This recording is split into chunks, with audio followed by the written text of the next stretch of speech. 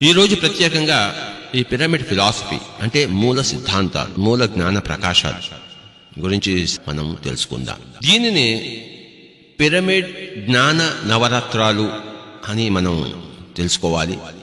నవరత్నాలు ఇవి. ఈ రత్నాలు 9 రత్నాలు, 9 పరిపూర్ణమైన సత్యాలు. 9 సత్యాలను 9 రత్నాలుగా మనము వివరించుకుంటున్నాం. ఈ సాధన ప్రకరణంలో మొట్టమొదటిది శ్వాసే గురువు. సాధన అన్నది గురువు దగ్గర నుంచే మొదలవుతుంది.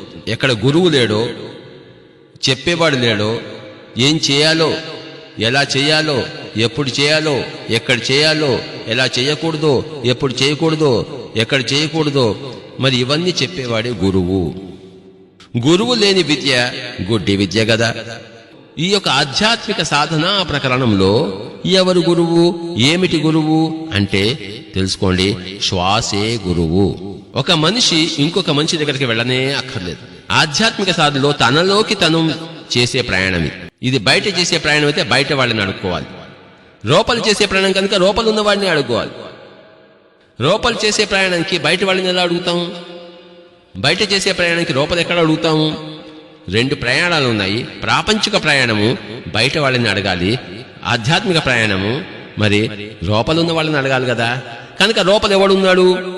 మనకి శ్వాస వరకు మనకు తెలుసు, అది బయట నుంచి లోపలికి పోతుంది, లోపల నుంచి బయటకు వస్తుందని చెప్పేసి అక్కడ ఆ శ్వాసే గురువు అని ఆధ్యాత్మిక శాస్త్రము ప్రబోధిస్తోంది, ధ్యాన శాస్త్రం ప్రబోధిస్తుంది, అంతరంగిక శాస్త్రము ప్రబోధిస్తోంది.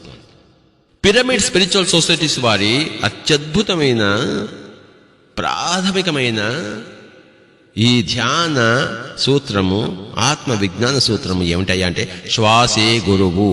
సుభాష్ పత్రి గురువు కాదు, గౌతమ బుద్ధుడు గురువు కాదు. నీకు నువ్వే గురువు. నీకు నీ శ్వాస గురువు. నువ్వు అంటే నీదొక మనస్సు ఉంది. ఆ మనస్సు అనేది శిష్యుడు, శ్వాస అనేది గురువు. శిష్యుడు గురువు దగ్గర కూర్చున్నవలే, గురువు కాళ్ళ దగ్గర కూర్చున్నవలే. అంటే మనస్సు అనేది శ్వాస దగ్గర కూర్చున్నవలే, తిష్ట వేసుకుని కూర్చున్నవలే, సుఖాసనం వేసుకుని కూర్చున్నవలే. ఎవరి దగ్గర కూర్చుంటాము సుఖాసనం వేసుకుని? గురువు దగ్గర. ఎవరు గురువు? శ్వాసే గురువు. కనుక ఇక్కడ ఇంకొక మనిషి అవసరమే లేదు. ఏకలవ్యుడికి ద్రోణుడు చెప్పాడు, నీ శ్వాసే నీ గురువు నాయనా, నీ శ్వాసను అభ్యసించు అని చెప్పాడు. అరణ్యానికి వెళ్ళిపోయాడు. ద్రోణుడు అవసరం లేదు, ఆయన తన శ్వాసే గురువుగా పెట్టుకున్నాడు. అంత విలువిద్య అంతా నేర్చుకున్నాడు. ఆధ్యాత్మికంగా అనుభవం పొందాలంటే తెలుసుకోండి, ఎవరయ్యా గురువు? శ్వాసే గురువు.